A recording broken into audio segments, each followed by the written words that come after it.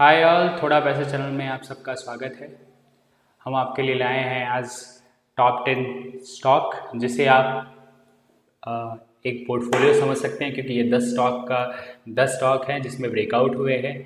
और उस समय ये पोर्टफोलियो मैं बनाने को बोल रहा हूँ जब आपका market Nifty, bank Nifty, fin Nifty, mid cap index, small cap index, सारे इंडेक्स, आईटी इंडेक्स सब टॉप पे हों। उस समय आपका पोर्टफोलियो कैसा दिखना चाहिए, कैसे यहाँ से और पैसा बना सकते हैं आप, ये सब बातें करेंगे। और ये सब मैं जो आपके स्टॉक दे रहा हूँ, इस पे आप अपनी रिसर्च करिए, अपने फाइनेंशियल एडवाइज़र से पूछिए, और उसके बाद अगर पोजीशन बनाना है तो बनाइए। तो without wasting time let's start. Yes. So पहला चार्ट जो मुझे पसंद आ रहा है वो है राइट्स का। राइट्स में आप देखेंगे कप एंड हैंडल का ब्रेकआउट है, और ये जो ब्रेकआउट आया है वो 420 के आसपास आया है। और मुझे टारगेट जो दिखता है वो यहाँ से भी 100 पॉइंट के करीब में दिखता है, तो 520 का टारगेट मुझे राइट्स में दिखता है। राइट्स जो है एक रेलवे की कंपनी है, और यस, राइट्स जो है वो एक रेलवे की कंपनी है। और इसमें एक हाल ही में एक इनको ऑर्डर मिला $81 मिलियन का, जो इनके लिए बहुत बड़ा है। वो जिम्बाब्वे में इनको रेलवे ट्रैक के लिए इनको ऑर्डर मिला, बहुत बड़ा ट्रैक है। इनकी दिन दशा सब इम्प्रूव हो सकती है। सो एक बहुत अच्छा स्टॉक जो यहाँ से भी बहुत अच्छा कर सकता है। ओके, सेकेंड स्टॉक पे चलते हैं। सेकेंड स्टॉक जो मुझे पसंद आया वो है मैकडॉवेल का। मैकडॉवेल जो है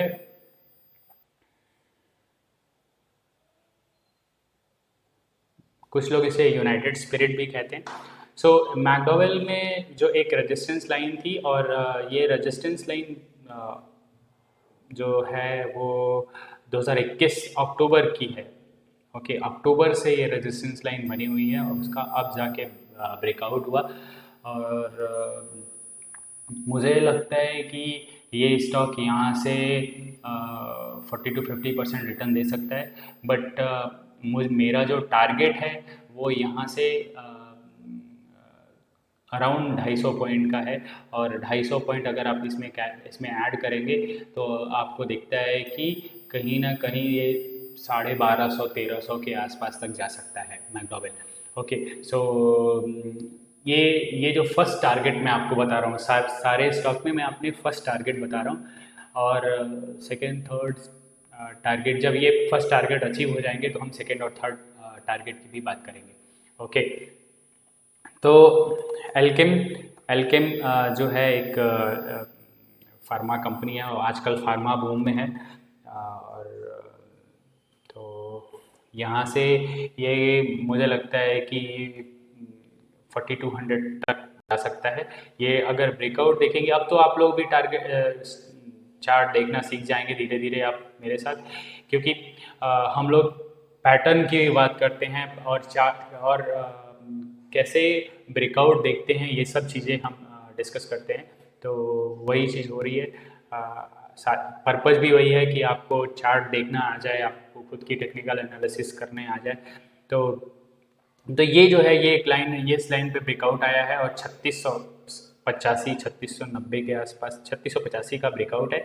और मुझे लगता है कि यहाँ से भी ये अगर आप लोअर लेवल देखें तो ये अराउंड 700 800 पॉइंट बढ़ गया अपने लोअर से। तो यहाँ से 700 पॉइंट अगर अगर और जोड़ दे तो 4400 4300 4400 का टारगेट मुझे दिखता है 3 से 6 महीने के अंदर। तो ये हुआ हमारा तीसरा स्टॉक। चौथा स्टॉक जो मुझे पसंद आ रहा है वो एक बहुत छोटे टिकट की कंपनी है। वो कंपनी है बीकाजी। बीकाजी जो है ये फूड बिजनेस का काम करते हैं ये लोग, और इन्होंने एक हाल ही में एक एक्विजिशन भी किया।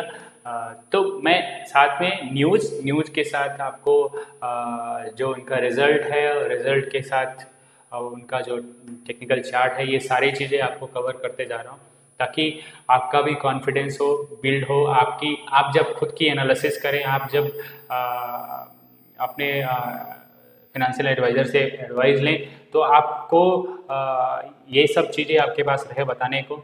और ये तो मुझे कहना है, फिनेंशियल एडवाइज़र से एडवाइस लें। बहुत लोग नहीं लेते हैं, खुद से आप करते हैं।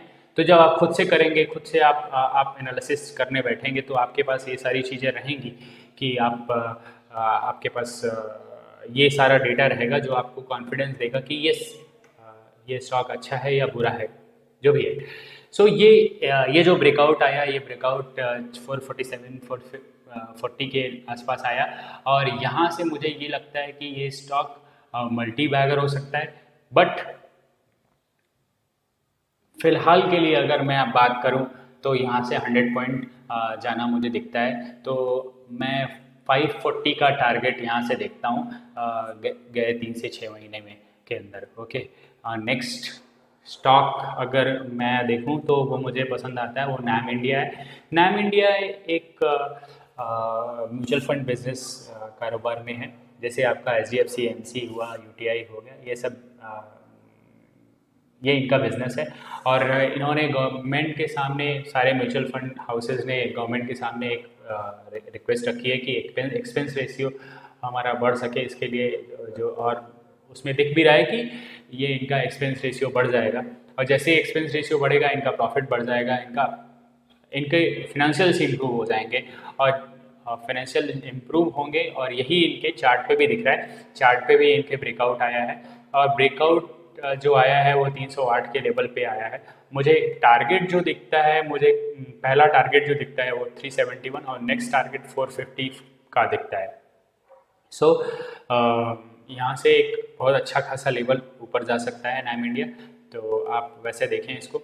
नेक्स्ट जो स्टॉक पसंद आया है वो है सेंचुरी टेक्सटाइल। सेंचुरी टेक्सटाइल एक बहुत अच्छा ब्रेकआउट दिया है इसने, और बट प्रॉब्लम मुझे थोड़ा सा इसमें ये लगता है कि एक इसके जस्ट ऊपर एक रेजिस्टेंस लेवल है, और जो रेजिस्टेंस है वो 990 996 के आसपास है, तो वो एक ध्यान दीजिएगा। ये अगर क्रॉस कर जाता है 996 नेक्स्ट वीक, तो आप इस पे आपकी एनालिसिस कर सकते हैं। मेरा एक लेवल है 996, इसके बाद क्रॉस होगा तभी मैं पोजीशन के लिए देखूंगा।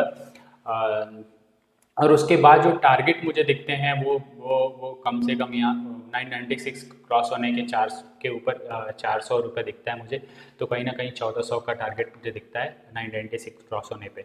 ओके, नेक्स्ट जो स्टॉक है, 8वां स्टॉक जो है वो है कजारिया सेरामिक। कजारिया सेरामिक में एक बहुत अच्छा ब्रेकआउट आया है, और ये जो ब्रेकआउट का लेवल मैंने लाइन ऑलरेडी डाल के रखी है।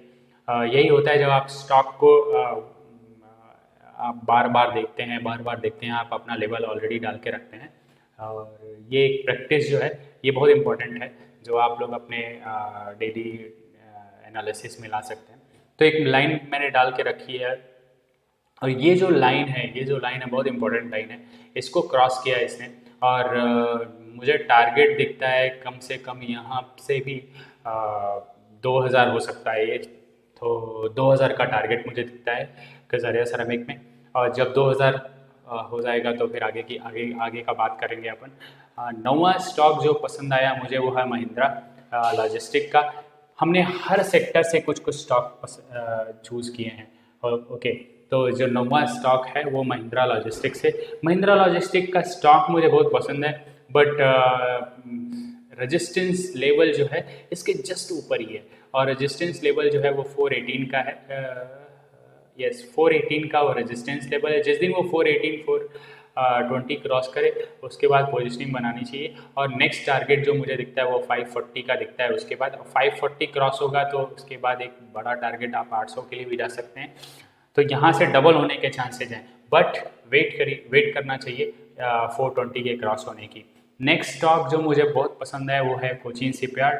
ये जो एक बूमिंग सेक्टर है, बूमिंग सेक्टर इसलिए है क्योंकि आप अपना एक्सपेंडिचर जो देख रहे हैं डिफेंस सेक्टर में वो बढ़ता ही जा रहा है इंडिया का, और यहाँ से ये जो देखिए ये एक लाइन है 658 को क्रॉस करके उसने क्लोज दिया है गया सप्ताह, तो यहाँ से जो टारगेट मुझे 200 और ऊपर दिखता है, तो यहाँ से देखेंगे अगर तो ये 430, तो वही 220 to 30 पॉइंट ऊपर और दिखता है, मतलब 880 के आसपास मुझे दिखता है, 880 900 तक जा सकता है। तो कोचीन शिपयार्ड भी एक आप रखिए।